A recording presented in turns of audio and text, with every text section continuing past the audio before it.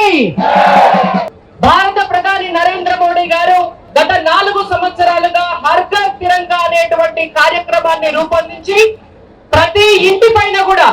భారతదేశంలో ఉన్నటువంటి 140 కోట్ల భారతీయుల ఇండ్ల పైన ఖచ్చితంగా జాతీయ జెండా ఎగరవేయాలి. ఈ ప్రపంచానికి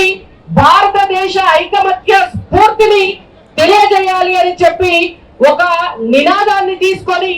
తూచా తప్పకుండా ఈ 4 సంవత్సరాలుగా మనందరినీ కూడా ఈ కార్యక్రమంలో భాగస్వామ్యులను చేస్తున్నారంటే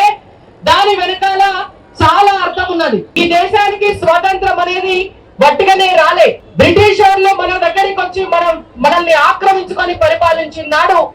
వాళ్ళ కబంధ హస్తాల నుంచి మన దేశానికి మనం స్వతంత్రం తెచ్చుకోవడానికి ఒక తాంతియా తోపే లాంటి వారు, ఒక ఝాన్సీ లక్ష్మీబాయి లాంటి వారు, ఆ తర్వాత సుభాష్ చంద్రబోస్ లాంటి వారు,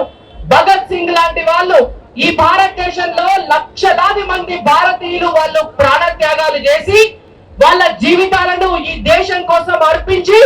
రాబోయేటటువంటి తరాలు స్వతంత్రంగా స్వేచ్ఛగా బతకాలంటే ఈ భారతదేశం స్వతంత్ర భారతదేశంగా ఉండాలి తప్ప బానిస భారతదేశంగా ఉండొద్దు అని చెప్పి ఎందరో లక్షలాది మంది స్వతంత్ర సమర యోధుల ప్రాణ త్యాగాలు చేస్తే ఇవాళ మనకి భారతదేశానికి స్వాతంత్రం వచ్చింది. గుండు పిండును కూడా మనం భారతదేశానికి దిగుమతి చేసుకునేటటువంటి పరిస్థితి నుంచి ఇవాళ ఆయుధాలను సైతం ప్రపంచానికి మనం ఎగుమతి చేస్తున్నామంటే అది మన జాతీయ స్ఫూర్తి నుంచే వచ్చింది. కానీ ఇవాళ నరేంద్ర మోడీ గారు వచ్చినాక స్వదేశీ స్వదేశీ అనేటువంటి ఒక నినాదాన్ని తీసుకొని మన దేశ ఉత్పత్తులను మనము కొనుగోలు చేసి మన దేశ సంపదను పెంచాలనేటువంటి ఉద్దేశం ఏదైతే ఉందో దాని ద్వారా ఇవాళ మేక్ ఇన్ ఇండియా కాన్సెప్ట్ కావచ్చు, మేడ్ ఇన్ ఇండియా కాన్సెప్ట్ కావచ్చు, ఈ భారతదేశంలో ప్రతి ఒక్కరికి కూడా ఆర్థిక సంపత్తిని కలిగించి ఈ దేశం మీద ప్రేమను కలిగించే దిశగా మనల్ని ముందుకు తీసుకుపోతుంది. కాబట్టి 2047 1947లో మనకు స్వాతంత్రం వస్తే 100 సంవత్సరాలు పూర్తి చేసుకునే 2047 నాటికి ఈ భారతదేశం ప్రపంచంలోనే అతి పెద్ద ఆర్థిక స్థిరత్వం కలిగినటువంటి దేశంగా